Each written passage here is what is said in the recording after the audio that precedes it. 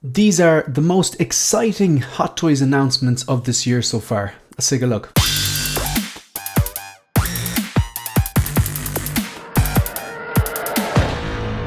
Hi everyone, welcome to One Six Figure Focus, and in this video I'm going to outline the most exciting Hot Toys announcements, not releases, but announcements, things that have gone up for pre-order so far in 2023. Now, to be fair, it's not a definitive list, pun very much intended. These are just the announcements that I got excited for in some way or another. Have I pre-ordered them all? Absolutely not. I'll let you know as I go along which ones I've pre-ordered or not. So yeah, again, all these lists are going to be different. I'm just making this video because they're fun to make, and these are the type of videos I actually watch myself. I like when content creators do their top 5 and top 10 and stuff like that. Just curious to know people's opinions. So again, not a definitive list. These are just my thoughts on the top announcements so far this year that I got excited about in some shape, way or form. And I'm going to do these chronologically as they happen. So this is, I think this is going back as far as January or February. This is the first one, the Hot Toys 1/6 scale Bane. I actually think they're all 1/6. I don't think there's any quarter scale or vehicles on it. No, there is a vehicle. You probably know what it is. But yeah, they're all Hot Toys and they're all 1/6 scale. I haven't included any in-art or third party in this particular list. So the Hot Toys Bane from The Dark Knight Rises. Just a bit of a history lesson on this. I actually had the Fison M35 body paired up with the Daft Toys Bane kit, this particular version. Daft Toys actually did two different kits for that. They did the Stock Exchange version, and then they went ahead and did this one. And I'd seen actually Justin's collection, who had done the kit bash, they put the two of them together, and I actually think it's better than the Hot Toys one personally. But as soon as I saw this, and this looks superior, I mean, what's not to like about it? Improved head sculpt and mask and paint apps, brand new redesigned body, seamless arms for the most part, apart from that wrist. I think it's the left, yeah, it's the left wrist because some sort of a gauntlet on the right one. You've got a not only like redeveloped body, it's the chest, it's the arms, it's the shape of all the body, not just the arms. They pretty much are night and day, so much so that in the promotion images for this, they compared this version to the previous version, the 1.0, which was really skinny. Of course, it had jointed arms, not seamless. Very, very hyped about this. Already got a pre-order down on this. Like, it comes with a bunch of different stuff. I'll just flick through some of it. It comes with this jacket, and then it comes with the more iconic jacket, the one from, like, say, is it the American football scene? I think that was done in Pittsburgh. I'm pretty sure that was the Pittsburgh Steelers, or Stillers as they're called over there. Let me know in the... yeah, Pittsburgh is in Pennsylvania, I believe. Again, let me know if my geography is right in that. Let me know if my NFL knowledge are right. I presume they're NFL. But anyway, probably not. So this is the other more iconic jacket that I speak of, the one with the kind of like sheepskin jacket, like particularly cool. And you can pull off this pose as well, just holding the vest there. So that's something I'm interested in. It doesn't actually come with the black t-shirt.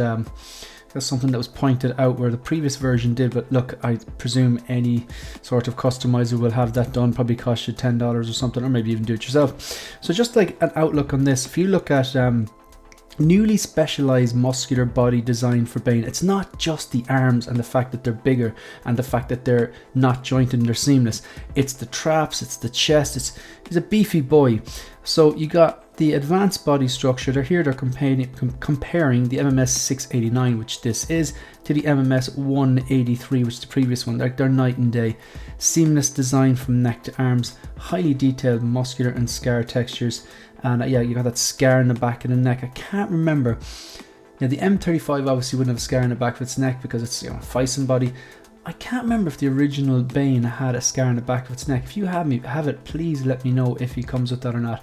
And of course, inner metal skeleton. This guy's going to be big and he's going to be heavy. So that's the first announcement that I was really, really excited about this year.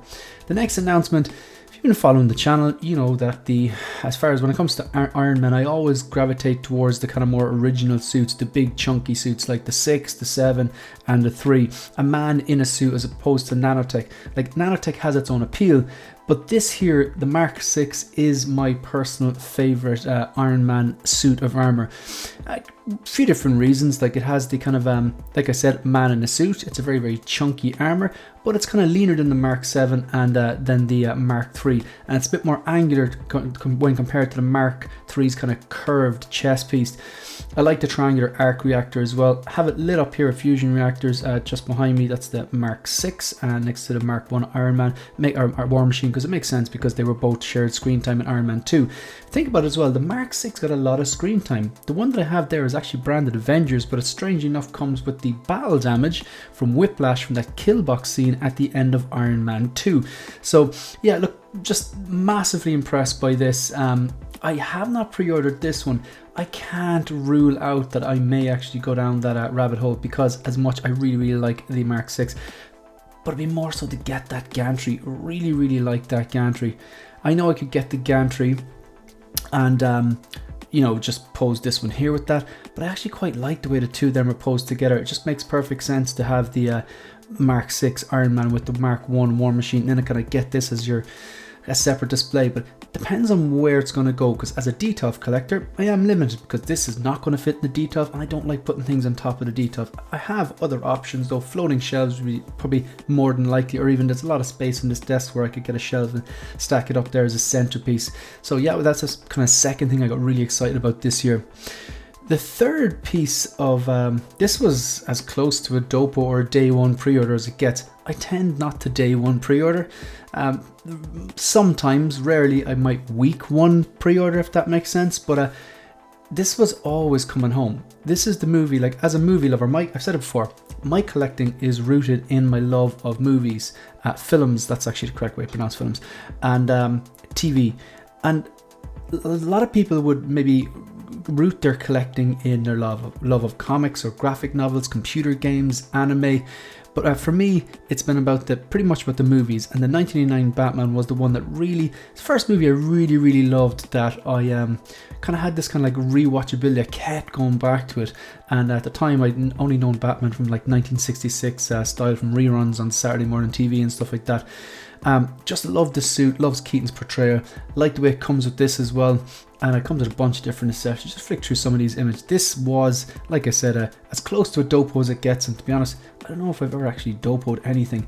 So going for the deluxe version, I want that clock tower, rock, bricks kind of blocks display, the gargoyle, Vicky Vale's shoe, separate rolling eyeballs function, 3 different swap out mount plates, a bunch of different accessories.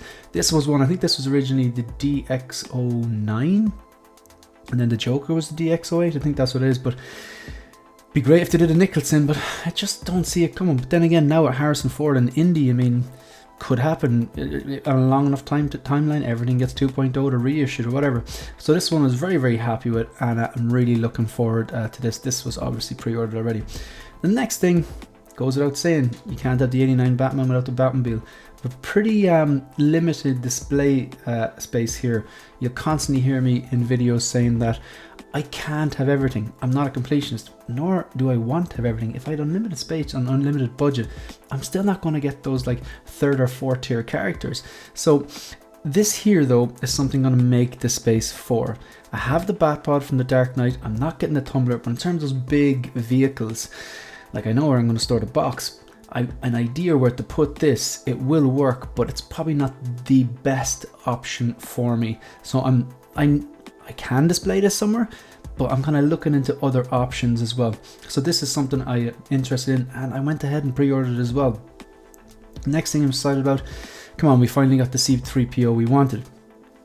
I know a lot of people would have said, like, you know, buy the Attack of the Clones one, you don't know if you're going to get a original trilogy C3PO, but this one, you know, I didn't order the Attack of the Clones one because I'm not a prequels collector. I held out for this. I said it in my pre-order preview video for the Attack of the Clones C3PO that I would be holding out, even though I admire the work that went into it. Really looking forward to this one. This is one I haven't pre-ordered yet, but this is happening. It's the top of my wish list, my list of figures that I'm interested in that I haven't yet pulled the trigger on. Just looking for pricing and stuff like that and seeing if I can get the best deal. So very interested in this one. Similarly, the same as Vader. Everything I just said there, haven't got a pre-order yet, but this is happening. The thing about this one is I have the Kenobi Vader on pre-order. So I didn't want to cancel that one because that was so unique with the battle damage part, in particular that cracked helmet. Even though the show, you know, wasn't mind-blowing, at the same time, I still enjoyed the scenes with Vader, and I enjoyed a lot of it actually. I did actually enjoy Princess Leia's portrayal. I thought Ewan McGregor was quite good in it, and when they eventually fought and some of the things that Vader did, the Force choke and nearly bringing down a whole, he brought down a whole spaceship, didn't he, with the Force. I thought that was pretty cool, and I liked the final fight scene. I thought it was just very, very aesthetically pleasing. I actually quite liked it, and so the emotion in Hayden's voice and the way they kind of, when he had the, when he was beaten and he had the cracked helmet and the chest plate was cracked and all that, and you had him there and he was kind of saying, you didn't kill Anakin, I did. I thought it was that bit was very well written. I actually liked that, and the emotion in his voice, the way you could hear his voice, but then part of the Vader voice and the breathing and stuff like that. But anyway, back to Return of the Jedi 40th. Like, come on, just flick through some of these images. I mean, imagine this. It comes with a USB lightsaber, but I mean, picturing this, hopefully the lightsabers will be good as CCFLs. I'm just a bit skeptical because the CCFLs are pretty hard to beat. They're very expensive, requires a bit of futzing and wiring them up and all that kind of stuff. But, well, not wiring them up, just hiding the wires more than anything. I just hope the Hot Toys Wonders are as good, but I'm skeptical if they actually will be.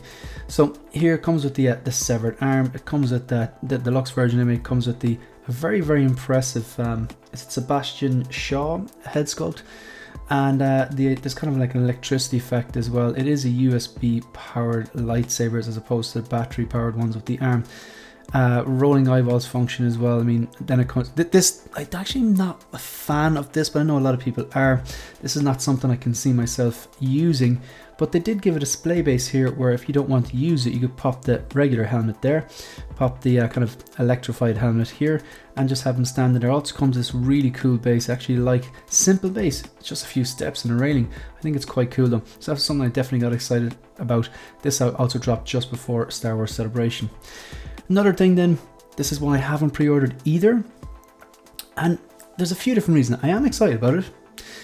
I do like the look of it, but I want to see that head sculpt. I can't get on board with it. It's not all the way there. I want to see how that turns out, and then if I like it, also I want to see that I think that's made with acrylic or see-through, probably not acrylic, probably see-through plastic or something like that. I'm wondering, like, is this going to look as good as it looks here in real life, the final product? Also want to see the sculpting on the fingers as well. And another thing is, like, even though they're marking this as the superior version to the DX19, the DX19, like, I'm very, very happy with, and I'm not inclined to go out and rush this just for a few little proportion differences and that the hands fit underneath the gauntlet. They finally fixed this issue. However, if the head sculpt turns out good and everything else, the acrylic there, I keep saying acrylic, whatever it's made from, the translucent plastic, if it all looks the part, this could be something I could get on board with. But nonetheless, I was excited to see it. Next thing, this guy, after seeing the second Miles Morales movie, or the Spider-Man Across the Spider-Verse, I actually prefer that to the original, and I thought the original was good too. It was just never something that blew me away. But I love this look. It's a real casual look. You might say it's a civilian, not something I usually collect, but it's unique, it's different, it's animated. I actually don't have any animated figures in the collection, but I really, really like just the combination, the layering. It just, figures with layering just kind of gets me. You've got the big kind of like puffer jacket here, denim jacket underneath, and then the hoodie and the is the Brooklyn jersey. And then like just the jeans, and these would have to go. You'd have to get a custom 1/6 pair of Jordans with the Nike tick on them, but nonetheless, very, very cool. I don't think I'm actually going to get this, but I just remember this caught my eye, and I think this falls into the category of like, looks really, really cool, but I pass on a lot of the things I think are really, really cool, pass on a lot of the things that I like to get the things I love. Next thing I was particularly excited about, again, it's Michael Keaton, so I was always going to have a look at it. I went to see the Flash movie, and no, I don't think it's a particularly good movie. At the same time, I don't think it was a train wreck either. I think it was very, very middle of the road, maybe 3 stars.